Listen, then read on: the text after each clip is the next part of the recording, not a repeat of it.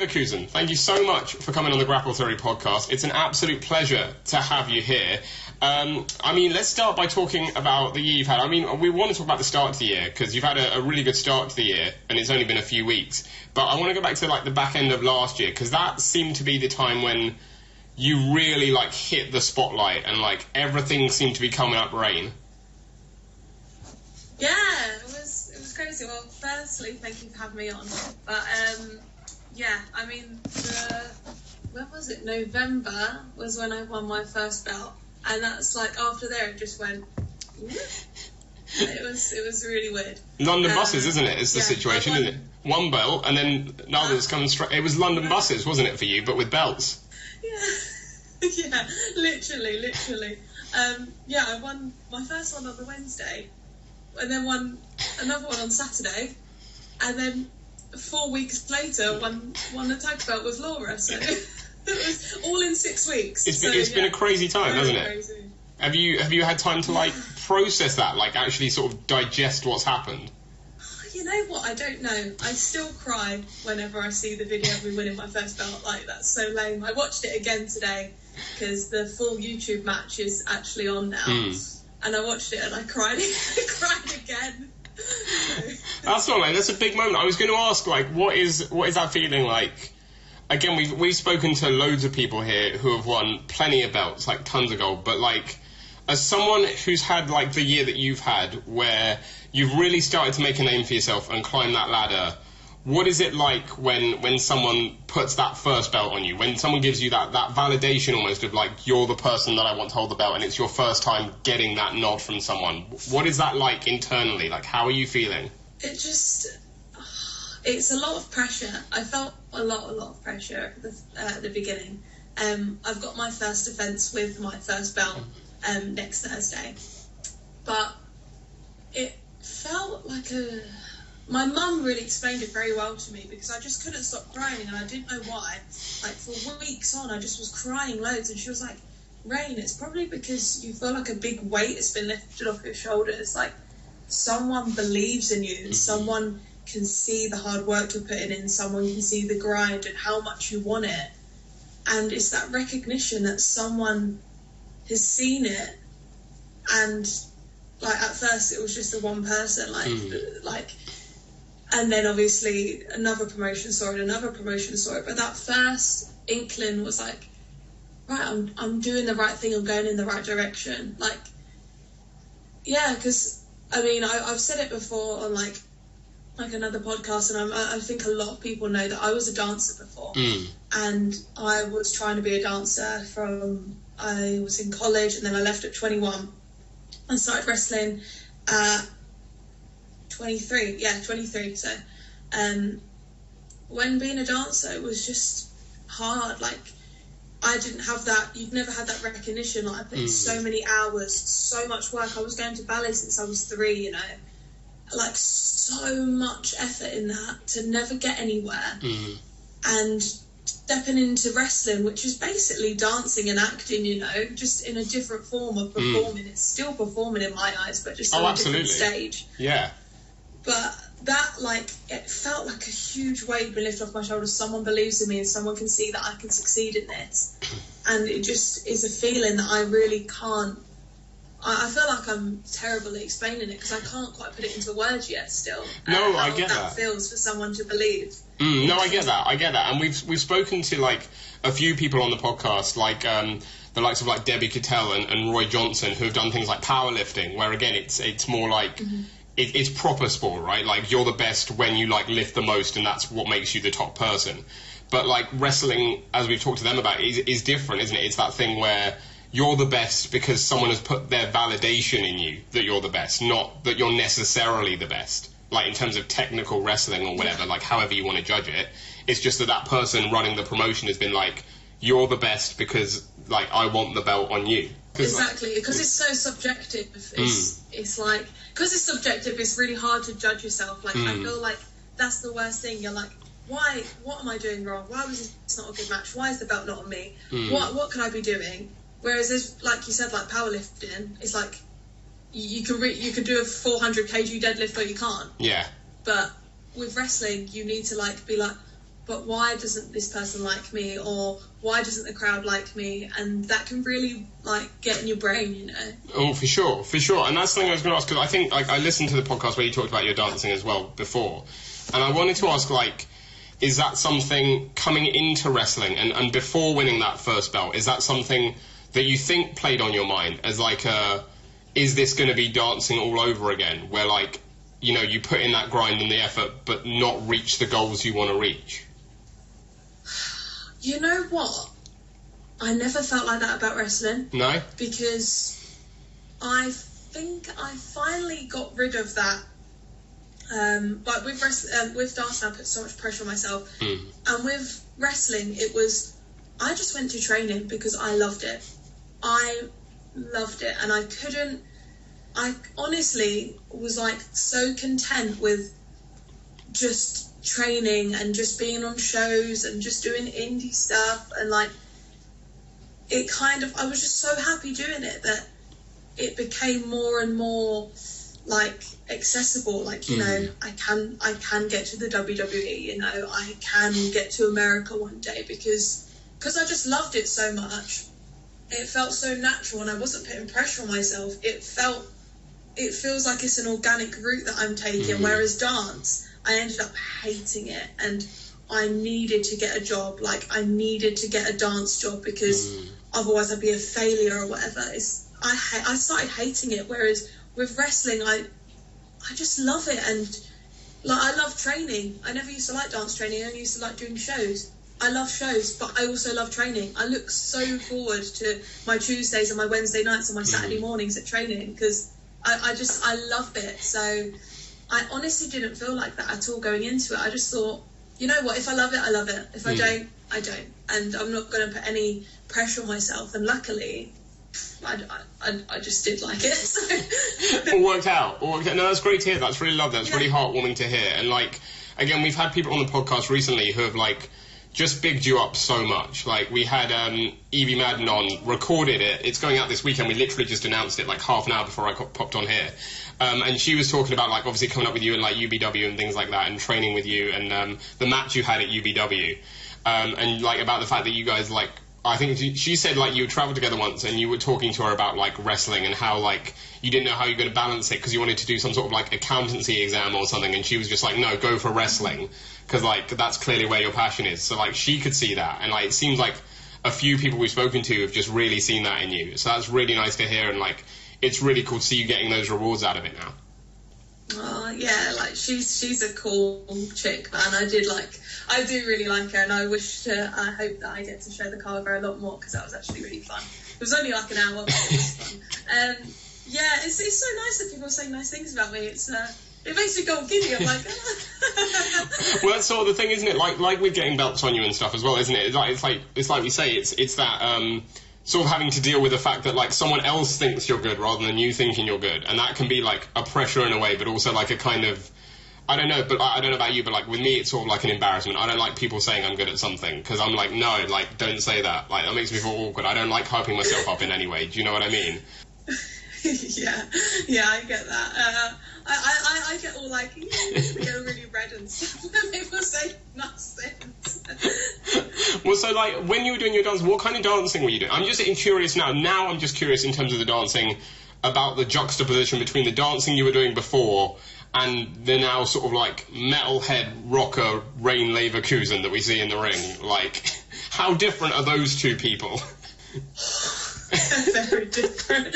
They're so different. I did everything. I did musical theatre, so I was trained in ballet, tap, commercial, jazz, contemporary, everything. I had to sing, I had to dance.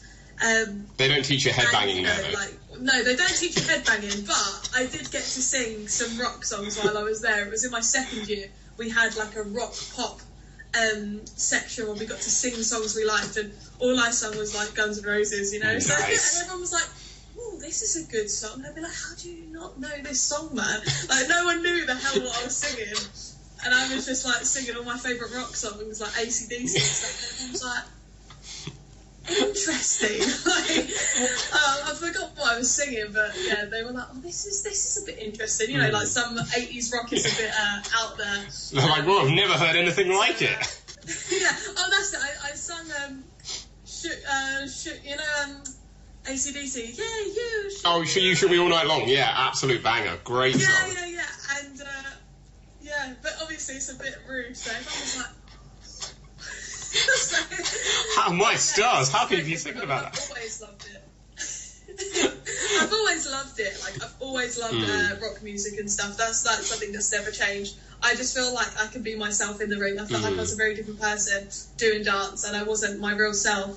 Whereas in the ring, I feel like I am just me turned up like by 10. Yeah. Like on a normal day, I'm a 6. In the ring, I'm like a 10. Like I just think it's so nice to just be me, you know, which is cool. No, that is cool. That is cool. I really like that. And like that's the thing. Like that's what draws people in, right? Because I know, like personally, like the first Eve show. I can't remember what the show was, but the first time I saw you wrestle was on Eve at.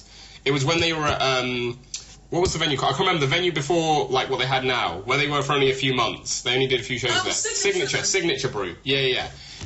The first show I saw you there was at Signature, and you come out like in the maiden shirt and the jacket, and I turned to my partner and I was like, "This is my new favorite wrestler." Like, genuinely, just because that look, I was like, that's the look I associate with, right? Because Iron Maiden are my favorite band of all time, and like, I grew up in like with my parents being like, you know, teaching me about like rock and metal and things like that.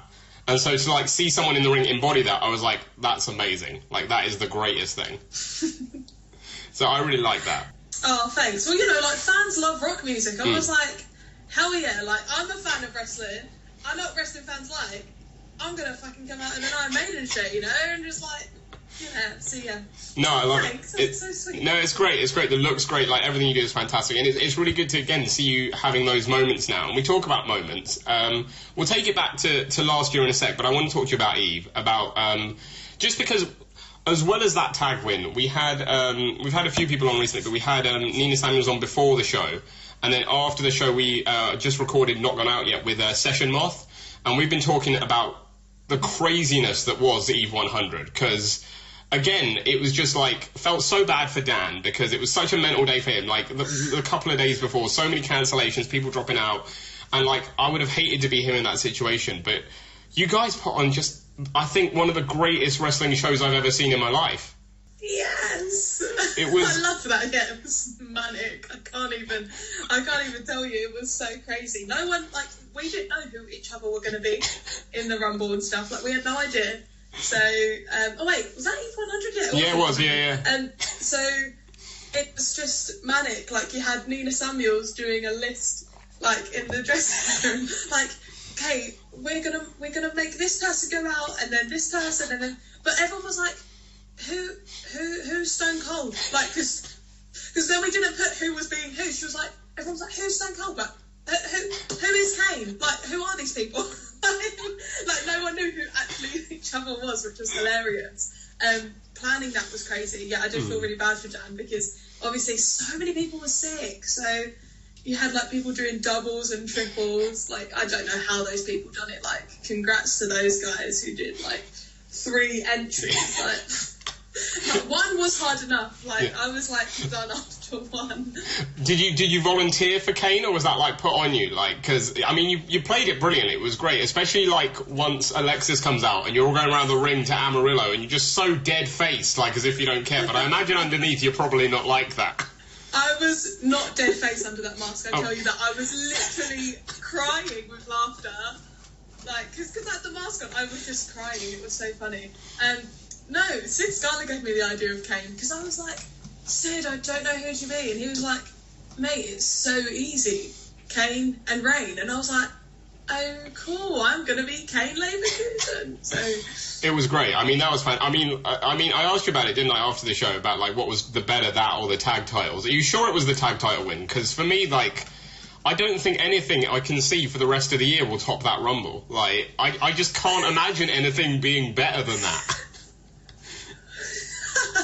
It was really fun. I enjoyed it so much, but yeah, tag title still beats it. I got to ask, just out of my own curiosity, really, because of all the cancellations and stuff. Like, was that always the plan, or was that sort of like almost like a spur of the moment thing for you guys to get the belts?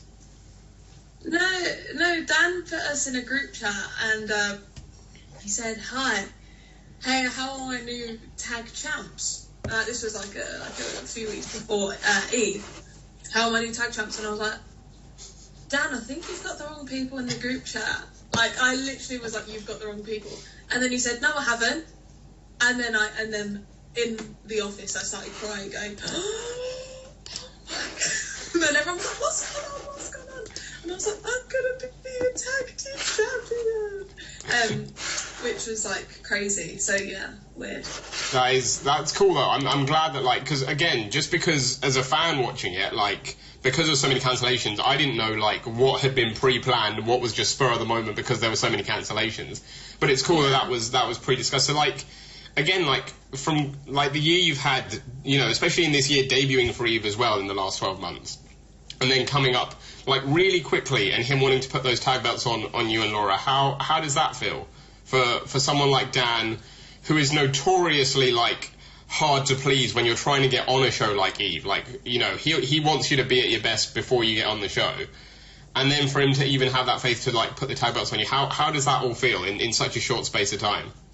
Yeah, it's crazy. Like, as you said, Dan is like a hard person to please. You know, like he, you know, Eve's world famous. Like Dan is world famous. You know, like for him to put that trust in me to think that I'm good enough. Like, after I think I've been on 6 Eve shows now, to be good enough to have a tag team belt, like that is absolutely crazy. Because I wrestled Maria from Japan back last year as well on Eve. I wasn't meant to be on the show. It was for Queendom. It was Queendom, wasn't it? Yeah. Was it Queendom? I think it was Queendom. Oh, yeah, it was Queendom. It was Queendom. Yeah, it was Queendom. So I wasn't meant to be on the Queendom show, and then he said, "Hey, you're going to be wrestling Maria," and I was so scared. And then after that match, I had a little chat with him, and he was saying how I did really well, and it just, for someone like of that high influence to say I did really well was nuts. And then like a few months later, put a tag team belt on me. Like, I honestly cannot thank him enough for putting that trust into me and letting me like shine on a platform like Eve, you know, because it's such a huge platform. And yeah, it's crazy. Is that a bit of pressure now going forward as well? Like, you know, holding those belts again, like all belts are important, and like no matter where you are, like there are always promotions that mean more to you than others because like of where you come up or like where your first belt was, things like that. Like like you say, on a bigger platform like Eve, does that put a bit more pressure on having the belts, or is it like you just see it the same? No, it is pressure because, like, as I said, Eve is like on ground, you know, so it is pressure. But I've got Laura as a tag partner. She's like a super vet, so I know she'll take care of me. Like, you know, it's not like I have to be on my own, which is actually fine. I'm not too nervous because I know she's great. So I was going to say, like, Laura as well, someone you've been on like plenty of shows with, like in the locker room and stuff as well. Like, I mean, tagging together, like, because have you tagged together before that? Have you like been a tag team before that at all in any capacity? No, we've never tagged together, but we obviously train together a lot. So we trained together loads, and I wrestled her for that belt. You can see it. I don't know if you can see it. Yeah. So I took the hustle belt off her, and then we fought again at Chaos. So we fought like loads in like a really short space of time, and then we were tag team. So it was like really weird, but yeah, she's great, man. So I've never tagged with her, but I've wrestled her quite a lot now, to be honest, with training and stuff. So yeah, she's cool. Yeah, she is. I know I can't swear. No, you can swear. Like, if you don't want to swear, that's fine, but you can swear if you want. But she's cool as hell. Like, she's great, and like again, like, that's why I was wondering more about like that chemistry, because I know obviously you're in a lot of locker rooms together, things like hustle and stuff like that. So. Yeah, it like, was that chemistry quite natural in the ring from the amount of times you like trained and worked together? You know what, it actually was. I was really surprised. I was really nervous. As tag team, I haven't done a lot of tag team stuff, but from training and stuff, we have like, I guess it's like the same like movement patterns and stuff, and the same like flow of things. I felt like the chemistry was there, and even when I wrestle her, like the chemistry's there. We went to Austria together as well. and I've never really got to chat to Laura before. This was in December, like properly, but she stayed over and we had chats about music. Like, she has an awesome music taste, and we was chatting loads, and I was like, Laura Di Matteo is such a cool girl, because she was someone who I looked up to so much. She was on the top of my list. I really wanted to wrestle her. Like, she was number one. I want to wrestle Laura Di Matteo one day, and the thought that I'm tagging with Laura Di Matteo just blows my mind. I'm like, what? It is cool. It's cool to see you guys together, and like I'm looking forward to seeing what you guys do next, like moving forward with all of that, because that's really cool. And like again, we'll talk about that because by the time this goes out, it'll be a couple of weeks removed. Well, not removed. A couple of weeks before Eve's next show on International Women's Day, which is cool. Like that's like a yearly thing for them now, which seems really cool to like put on those shows. And I think it's really important to highlight that, especially the fact that like for them it usually means moving the show from a Saturday to a midweek. Which is obviously like a huge step for a wrestling promotion, because midweeks generally are like less bigger draws than the weekend shows. But like, how much are you looking forward to that and getting that sort of like?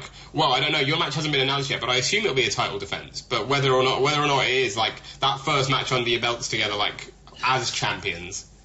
I'm looking forward to it so much. We have no idea who we're wrestling yet, but we was training yesterday, and I was just saying how excited I am. And we was doing a bit of tag stuff in the ring at training, actually. And we was like, oh, yeah, we should do this. Obviously, don't want to give any spoilers. I was going to say, have you got any, like, sick tag moves planned? Like, have you got a sick tag finisher already or something like that? We haven't got a sick tag finisher yet. That will come. Yeah. But, yeah, we was doing stuff yesterday, which was like, oh, yeah, we could do this. So, yeah. Nice. Big up Laura. I mean, you guys are doing great, and, like, it's really exciting to see how that's going to develop. But also, like, going back to the actual, like, win itself, I think, as well as, like, having that validation of Dan being like, we want you to have the belts, I think it's also, and I don't know if anyone else is like this, but I think it's also a big thing taking it off the Uprising. Because they held those belts for so long. They like owned that tag division for so long. Like, did it feel that way in terms of the fact that like he's taking the belts off of these guys that have been like the stalwarts of Eve, who have held those belts for so long, beaten basically everyone, and like you're the ones that get to beat them for the belts? Yeah, I felt really honoured, to be honest. Like, Rhea was the Eve champ last, or 2021, wasn't she? I went to see that Queendom show where she was the champ. Yeah, so Rhea a champ, and then they're obviously the tag champs. I felt hugely honoured to be taking it off such a great faction like the Uprising. Everyone knows who the Uprising is. They're Eve's biggest thing. It's when you think of Eve at the moment, you think, oh, the Uprising. So, well, at least I do. Yeah. So I felt really honoured. Rhea and Sky are both such nice people, and they really helped with obviously when we was putting the match together, listening to them a lot. They obviously put loads of it together because they're so used to tagging, and I felt so privileged to be learning from them and being in a tag. I just felt privileged being even in a match with them, and then let alone winning belts off them. Felt amazing. I've had a lot of matches with Sky now as well, and she is someone who I really look up to in the wrestling industry. She's so supportive of my career. So to have her, when I did the little small package on her, I don't know, it just feels really sentimental to me because I really, really do. I have so much love for Sky. So it felt. I can't explain it. I'm muddling up my words. No, it's great. It's great. I love that passion, and it's really nice. That emotion is great, and it's not the first time, is it? We'll go back to last year. It's not the first time you pinned Sky for a belt. So. She's I don't think she's not gonna like you if you keep doing that, right? You gotta give her a win at some point. I know. Yeah, I made a tap for the Maiden of Chaos championship, but that match was so fun. Oh my god, I loved that match so much. I've never had the opportunity to do an injury angle match. So yeah, wrestling Sky for the Maiden of Chaos belt was so fun. And you talk like, that's the thing I wanted to get onto with that title win, not just that match, because that was a great match, but like that whole run, that whole tournament run, because again, like we talked about with like validation and people putting the belt on you and stuff like that, like this isn't you winning one match, this is like the promoter saying to you, we want you to beat like all these people en route to getting the belt. And, like, that seems, like, slightly bigger because, again, as someone who's had an amazing, like, 12 months for yourself, like, it's then that sort of combination of, like, oh, I'm beating all of these names to get to this point, not just one person. Yeah, that was nuts because I had no idea I was winning Chaos until the Saturday when I got there. And they were like, you're winning the belt today. And I went, oh, me? Really? And they were like, yeah. And I was like, oh, thank you so much. Like, I was so surprised. Because the first time I actually wrestled for Chaos, I wrestled Kanji. And I was talking to, I had Spybuster Media in my car as I was driving. And I was saying, I think we can do like a moonsault, like I'll do the moonsault miss and she can catch me in the triangle and then I'll tap. Or maybe we can do this, maybe we should do a cool finisher on me. Because I just had in my head, I'm just Rayne. Like, Rayne's a no one. I'm losing, obviously. And then I won. And I read the card and it was like Rayne goes over against Kanji and I went, what? And I was like, what? And then I was like, oh my god, I've got no ideas now. I've got no ideas. I was like, I was not expecting. So then when I turned up at Chaos, I was like, I know I was doing 2 matches and I know they wanted me to stay for the second show. But I thought they wanted me to stay for the second show because maybe they had another women's match on the card on the second show or something. So I knew I was wrestling 3 times. When I got there, they were like, yeah, you're winning. And I was like, what?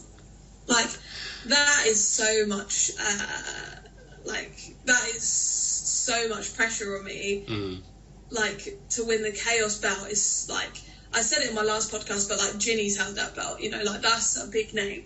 Danny Luna, big name. Like, that's scary to live up to those people, and that's all I want to do. I just want to be as great as they are, and I think I'm on the path, which is great. But for the promoters to have that belief in me that, hey, Rayne can hold her own against these other names that have won the belt is insane, and I'm so grateful for like the promoters of Hustle, Chaos, and Dan at Eve for putting the belief in me and the trust in me to hold these belts and hold them with pride, because obviously I am very proud. I can't stop posting them everywhere. So.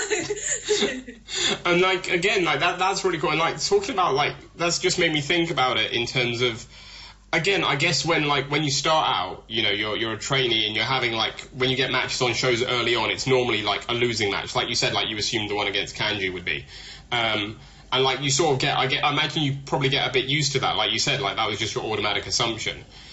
So like, what is it like, almost like we're talking about with belts, but like, what is it like mindset wise when the promoter first says, no, you're going over, like that first win at like, either in your career or at a certain promotion, like, is that the point where you're like, I'm on the right path here because they're putting me over now?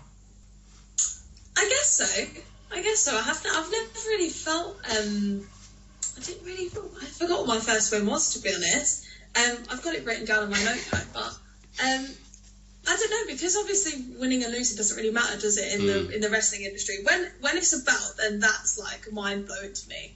But and then when it was Kanji, that was mind blowing to me, because when they announced her as well, they were like, she was Progress champ at the time. I'm Progress Women's Champion. It's Kanji, and I was in the ring like, oh god, no one knows who I am. Everyone knows who she is. So really significant things like that, when it's someone who is a Progress star and then little old me, that is like a big to me, and makes me think, I'm obviously doing something right if they think I can beat someone of such significance in the industry. So it like just reaffirms that I'm doing the right things. I'm doing the right things in the ring. I'm putting on the right matches, like stuff like that. And the other thing I wanted to bring up with you is obviously we can't have Rayne Leverkusen on without talking about a bit of heavy metal. So I'm going to ask for, again, almost like you were talking about, like when you were singing at theatre school and like no one knew what you were singing. For anyone who maybe likes Rayne Leverkusen but isn't so keen on heavy metal or hasn't given it a shot, like what would be your like 5 quintessential like rock metal songs that people should listen to like get them into it? That is the hardest question. Why have you said that to me? I've got to make you think a little bit.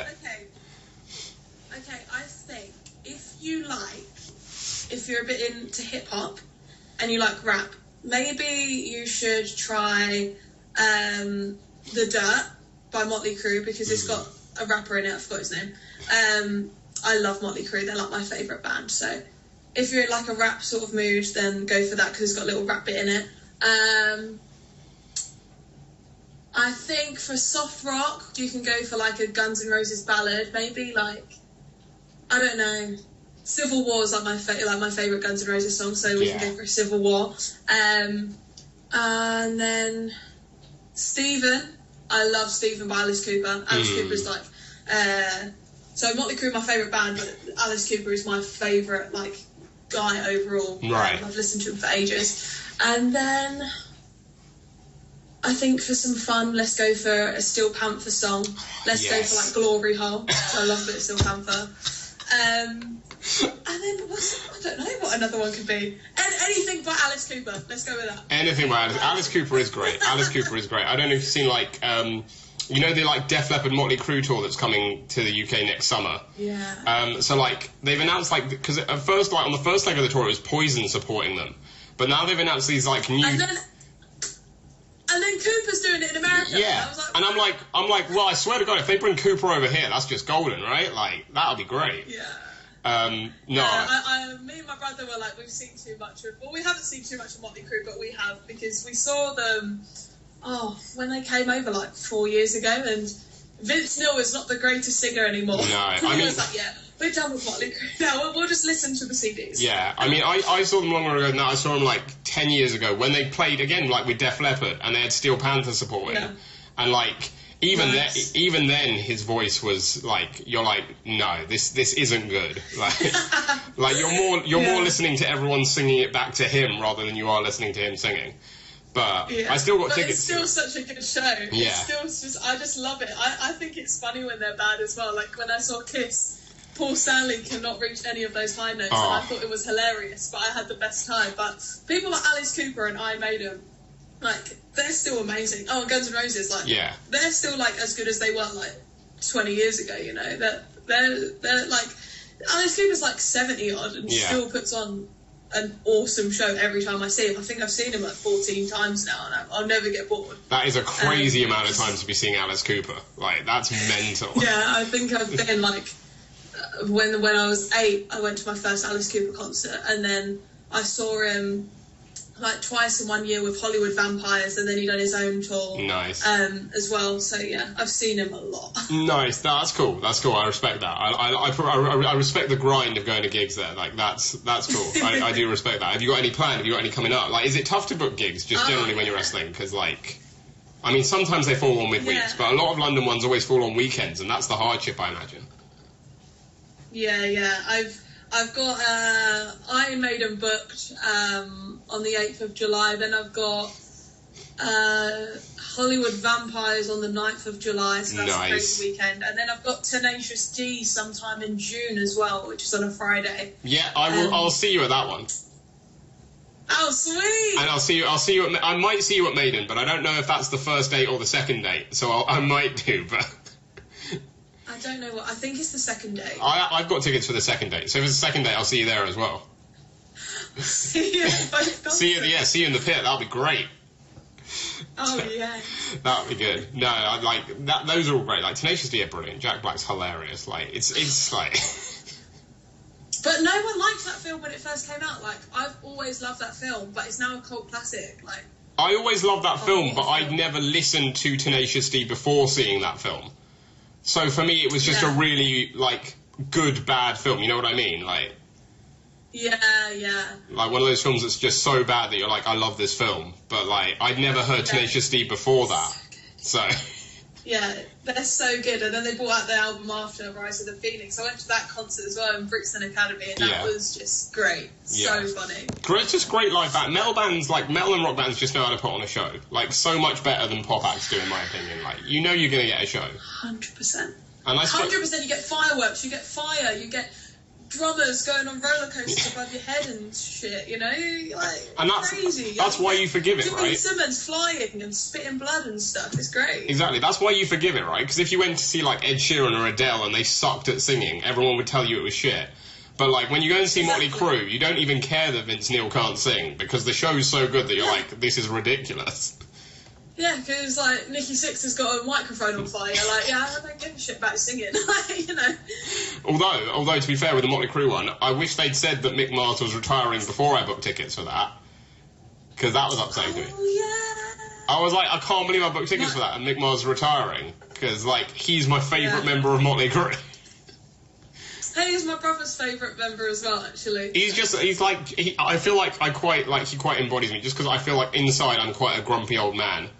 Even though I'm not that old, but, like, I feel like an old man inside, and, like, I feel like I just get his vibe a lot. Yeah, he's cool. He's like the cool one of the group who, like, doesn't really interact with the group, does he? He's just, like, solo. Yeah, exactly. He just stands there, he does his stuff, and you're just like, I respect that so much. God. Yeah. But, well, we've talked about music and Ghibli. We're going to get to know a little bit more about you now in our, like, closing feature, which is called Anatomy of a Pro Wrestler. So I'm going to give you some, like, topics, and you let me know what comes to mind. It's nothing too strenuous. It's just a bit of, like, a get-to-know you. But this isn't, like, getting to know Rayne Leverkusen, right? This is getting to know you shoot. Like, this is your personality. Okay. So the first one is my favourite pre-show meal. Fruit. Yeah? Keep it simple. Yeah. What do you like? What do you go for? Oh, like sugary fruit, like strawberries and like raspberries and stuff. Nice. Because otherwise, if I've got like chips, I'll get way too bloated and I'll be like blowing up in the ring. I get that. Everyone said normally the classic is the energy drink, is like what we get a lot. That's like the go-to. Oh no, because I crashed so hard, and I always, whenever I've taken an energy drink, I've taken it way too early, and then I'm like this, like no. That was a mistake. Oh no. That's fair enough. The next one is on the opposite end. It's my favourite post-pinfall pig out. It's a Papa John's. Yeah? Papa John's is a weird one. Papa John's is like bottom of my pizza ranking. If you're going like Pizza Hut, Domino's, like Papa John's is the bottom of that for me. I've never had a good Papa John's. No, get it. This podcast is over. Get out of here. I'm going. Nah, Papa John's is the best, man. Their garlic sauce is just... Oh, no. Like, it's not... It's just butter. I don't like that. I can't do that. The garlic sauce. That's what gets me. That's why I get Papa John's. I get my pizza and then I get, like, 5 garlic chips on the side because I just love it. It's always a garden... I think they call it a garden thing. A garden feast with ham. That's what I get. Nice. I assume garden feast means it's all veggies plus you add the ham. Yeah. Nice. Yeah. Okay, that's cool. I mean, maybe I've just had bad Papa John's, but I've had Papa John's like 3 times in my life, and every time it's been bad. So, like, every time I'm like, I'll give it another go, it just turns out to be bad, and I'm like, I'll stick to Domino's. And their chicken bites are really good. If you haven't had Papa John's chicken bites... Are they? Okay. All right. On your advice, I might give them one more chance. But if this one's bad as well, then I'm done with it. The last food-related one is it's sort of like a new one that we've just added. So I think you're only the second person to have done it. It's what would your like death row meal be, or like last meal? It would be. Me and my family say this like all the time. We always have this discussion. Very weird. It would be smoked chicken from a Chinese restaurant that I used to go to as a little kid called Dynasty. Nice. And egg fried rice. Nice. No, a real nostalgia kind of thing. Yeah. I love that. And it has to be from Dynasty. I will know if it's not from Dynasty. You'll be able to tell. It's got that flavour. Yeah. Nice. Every Chinese restaurant I've been to loads. I love Chinese. There's not anything better than Dynasty's smoked chicken. Is it still around? Is it still open? Yeah, it's still around. Do you live like near enough to it that you can get it regularly? No. Oh no. I live like half an hour away from where I was born, so... Oh no. It's like way too far. Heartbreak. I get that. I understand that. The next one is the song that gets me the most hyped. Oh, this is going to sound so cringy, but it's Rain by The Cult, which is my theme song. And that's fair enough. It's a reason for it, and I get that. If that wasn't your theme song and you'd said it, I'd question your sanity, if I'm honest. or what else I forget? Another one that gets me hyped, that's not my theme song, is Daughter to the Slaughter. I love that Yes! Song. Oh, that's such a good song. Like, I can't believe... That gets me hyped. I can't believe that's Maiden's only #1 ever, like, single. Like... It's so good. It's such a banger. It's such a banger. The next one is the movie that I'd show the locker room. A movie that I would show the locker room? Yeah, so I always say, like, it doesn't have to be your favourite movie, but, like, the movie that you think everyone should see at some point. Oh, The Cat in the Hat. Easy. Is that easy? The Cat in the Hat? I think it's a film that everyone needs to see because I think it's one of the funniest films ever. And no matter whether I used to watch it when I was a little kid and found it hilarious, and now I'm 25 and find it hilarious. I think it's great. It's so bad. But I understand it. Not that it is. It's like it's good bad. Like, so for me, a similar movie, and I don't know if you've seen it, is like the Pink Panther, the Steve Martin one. I don't think I've watched it. Oh, like, so it's like really funny, but it's not a good film. It's just really funny. So, like, that's how I see Cat in the Hat, but just not on that level. Yeah. You know what I mean? Like, I see it as, like, it's not a good film, but I understand that it's funny. Yeah, I think Cat in the Hat's a great film. I mean, we'll differ on that, but I respect your opinion. But it's a little wild, admittedly. And to be fair, I haven't watched it in about maybe, like, 10 or 12 years, so... Maybe I'll give it another go. You need to get a Papa John's and watch Cat in the Hat. That's gonna be my next Saturday night, and I'll message you. I'll be like, I've just had the worst Saturday night, or like, you were right, and that was a pretty good Saturday night. I'll let you know. I would love it if it was actually the worst one, because that'd be hilarious. Yeah. You'd relish my pain that I've just had the worst Saturday night with Papa John's and Cat in the Hat. It would be funny. Okay, well, I mean, that hurts a lot, but I understand, because I'd be the same with anyone. I'd be like, if I recommended them something, it would be funny if they didn't like it. So I get it. Yeah. The next one's a bit of a throwback, because it's my first job. I actually can't remember. My first job. Oh, I do remember. It was they've gone bust now, American Eagle Outfitters. Oh, right. Yeah. Like shop floor kind of thing. Everywhere I work goes bust. Don't tell Dan. I worked there. Yeah, I won't tell any promotion. Yeah, don't tell them. Don't watch this, please. Oh yeah, I should have said that. Yeah. Everywhere I work goes bust. WWE, you're never going to see this. Yeah. Okay? No, God, that's brilliant. So where else have you? But every real job I've worked has like gone bust. Oh God, does your current employer know that? They don't know. Actually, there's only one job where I haven't gone bust, and that's when I was a personal trainer at Nuffield. But you never know, they might go bust. Yeah. Anyway, so. By the time this goes out, Nuffield goes bust, and we're like, oh my God, no. Yeah, literally. It's happened again. That is unfortunate. But I mean, like American Eagle, I think that's like, I imagine it's like a shop floor kind of job. Yeah. Like so classic first job. Jeans.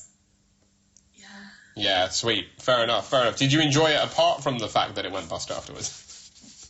Nah, it was alright. Just like did it on weekends. Yeah, money in the pocket, isn't it? Like first job, you're just like, oh, I got some money now. That's cool.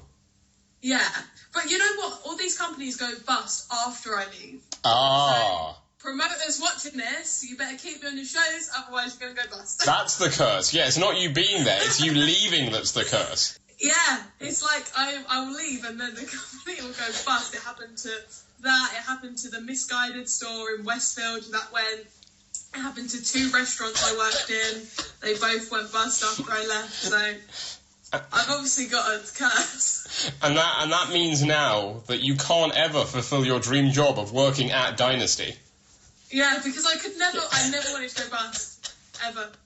Well, there you go. Dan has now got you booked solid for like the next 5 years of Eve.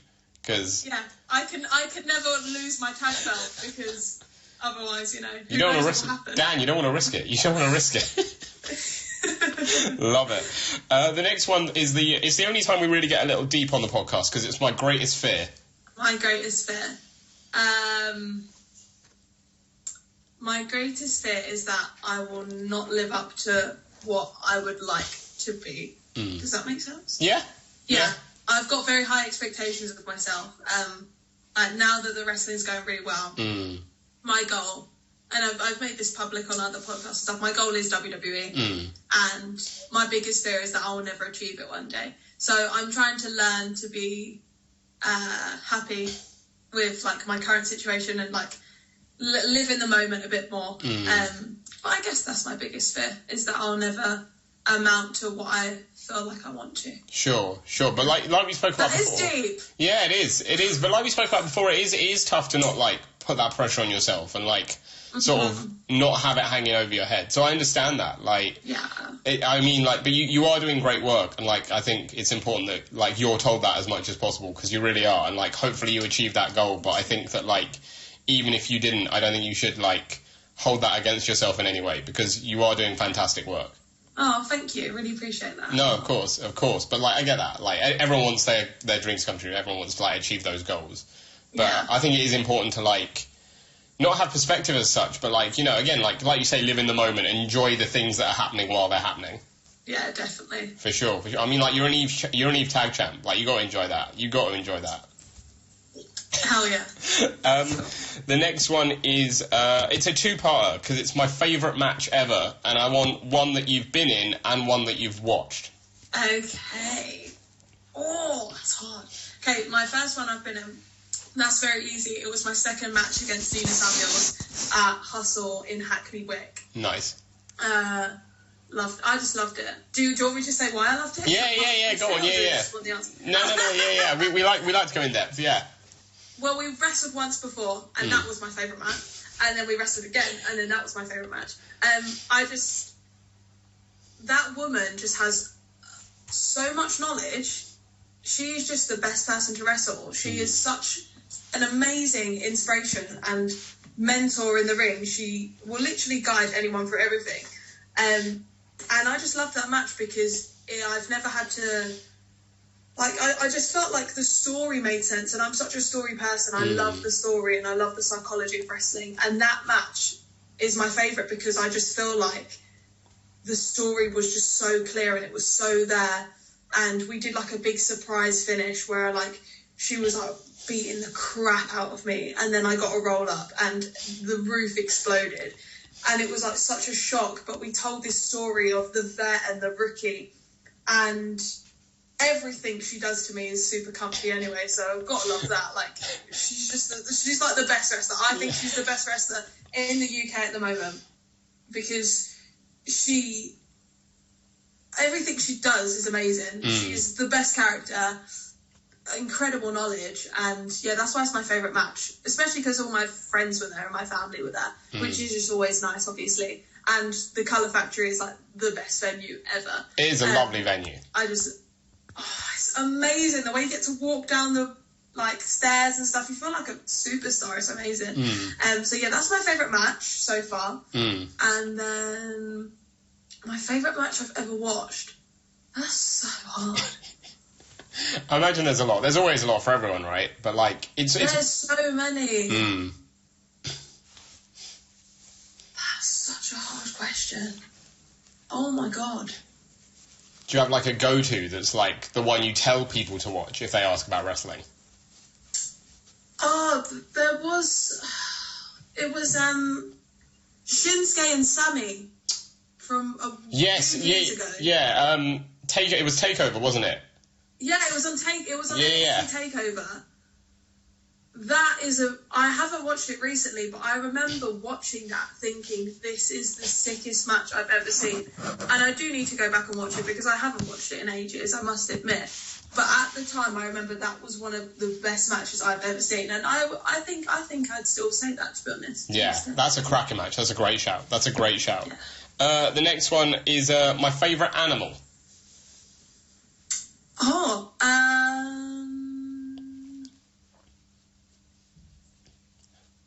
Tigers. Yeah?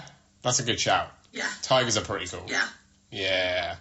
That's pretty, yeah, I like that. That's a good choice. The next one is my favourite place in the world. Oh, Disneyland. Yeah? That's a very good shout. I bet Alexis Falcon loves that answer. I fucking love Disneyland. Like, just going on rides and stuff. I love it. Nice. That is great. All I'm learning, if I'm honest, from the entire time we've been doing this podcast, is that wrestlers love Disneyland. And yet I've never seen a photo of all of you guys together at Disneyland, and I can't believe that hasn't been planned. Oh my god, we all need to go Disneyland. Like, that's what I think. That should be next. Again, like, what do we need? Like, Dan, if you're watching this, book Eve at Disneyland Paris, and like, just have all the wrestlers around Disneyland. Hey, I would have loved to have been in TNA when it was on Orlando, man. Like, that would have been the best job ever. Getting to go on rides and then you go and wrestle. Yeah. TNA. Like, then you're done. You're like, oh, I'm going to go on some rides. Great. Yeah, that'd be the best thing ever. That would have been amazing. Yeah, that would have been cool. I never thought about that. I never thought about, like, the fact that you could do that after the taping. But now that you say it, that's the dream job. That's why everyone moved over to TNA when it first started, when they shoot in there. It wasn't about the wrestling at all. Great. Exactly. Love it. And the next one is, we're going to say not Disneyland then, because that would be the obvious answer. It's my dream holiday destination. Bali. Nice. Because I want to travel and, like, explore around and, like, chill out, go surfing and try the food. Go see the waterfalls and stuff. Nice. That sounds pretty cool. Yeah, I like that. Yeah, nice one. Well, Rayne Leverkusen, thank you so much for coming on the Grapple Theory podcast. It's been an absolute blast having you here. I hope you've enjoyed it. Yeah, thank you so much for having me. I've really enjoyed it. Thank you so much. Of course. It's been great having you. And I guess we've only got, like, a couple more things left to discuss. And that's, first of all, I mean, like, what is next for Rayne Leverkusen? Like, if we were having this exact same chat, this time next year, and I asked you if it had been a successful year, what would constitute that for Rayne Leverkusen? What would have been a good year for you? I've set out some goals. Progress is one, to wrestle on Progress. So if I get to do that by next year, then hell yeah. And have a tryout was one of them. So if I can do that, then double hell yeah. And you know, that they're my two main goals for the year.